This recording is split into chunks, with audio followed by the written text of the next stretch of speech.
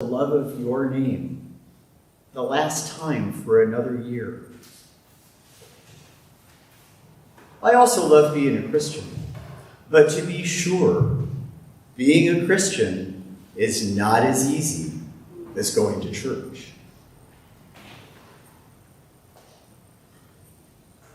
I love being given a set of readings to do something with.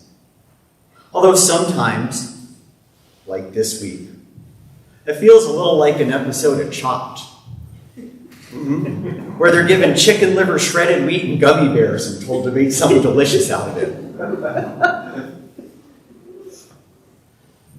When I preached in July, I noticed that Pentecost, the long green growing season, is divided roughly into two parts. For the first part, Jesus tells us what heaven is like. For the second part, he tells us how to get there. And the transfiguration is the dividing line separating the two.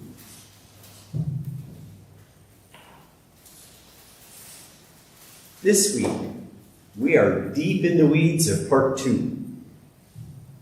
We seem to be bouncing all over the church here, instead of moving, well, I want to say linearly, but the church here is a circle.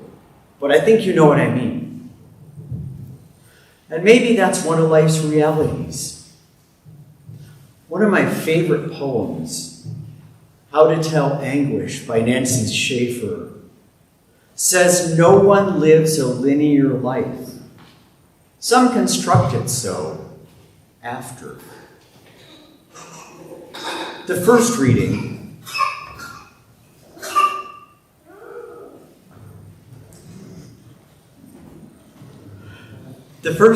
gets us ready for our exodus from Egypt. It's the Passover of the Lord.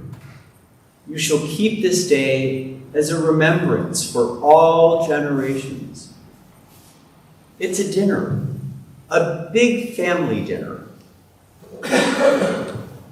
And everyone was there, not just the people depicted in Rembrandt's version of it. Everyone, the parents, the children, all of us.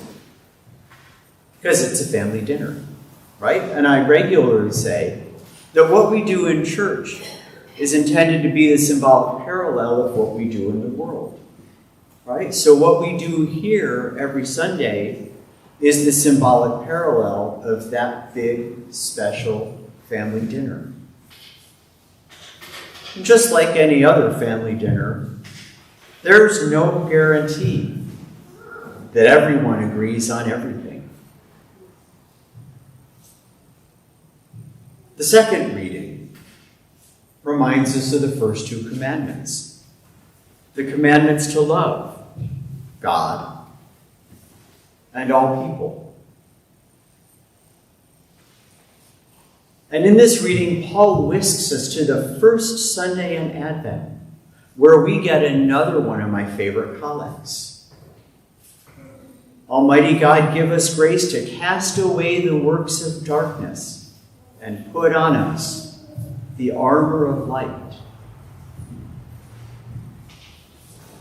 Now, today's gospel brings us right back to the present, smack dab in the middle of part 2 of the long green for conflict resolution.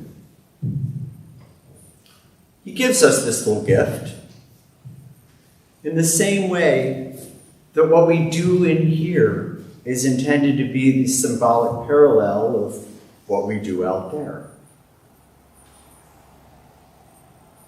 Because the more we model what they do in heaven, the more we're already there.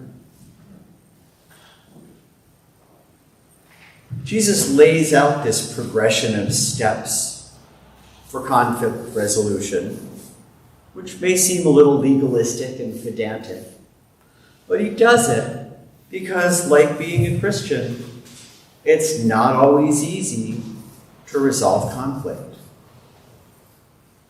And he gives us the steps. He tells us that if the offended one refuses to listen even to the church, let that one be to you as a Gentile and a tax collector. But it's a trap, people. It's a trap. Because the Gentiles and the tax collectors are the very people that Jesus ate dinner with. These three readings hang together in a surprising way. A way that's not as disjointed as it looks at first glance. A way that points us to heaven. And I think, since we've bounced around all over the church here, I'll take us one more place. I'm going to take us to Christmastide for a few minutes before we wrap this up. To the Feast of St. Stephen on December 26th, the first martyr in the year 34. Stephen is one of the first deacons we know from the 6th chapter of the book of Acts. Well, one day, Stephen opened up his big fat deacon mouth and told everybody what he really thought. And it went over like, well, it didn't go well. To say the least. Stephen was stoned to death. And Paul, before his conversion and before his admonition to cast away the works of darkness, was the instigator. He stood by and held people. Writes about Stephen's feast day. He says that Stephen went to heaven first, aided by his prayer for the people stoning him, that he heard Jesus pray from the cross. Forgive them, because they don't know what they're doing. Paul followed, redeemed by his conversion and his life of. Now they're friends in that place where there are no conflicts to resolve, where peace is the order of the day, because there is no darkness, only light. Because there is no fear, only love.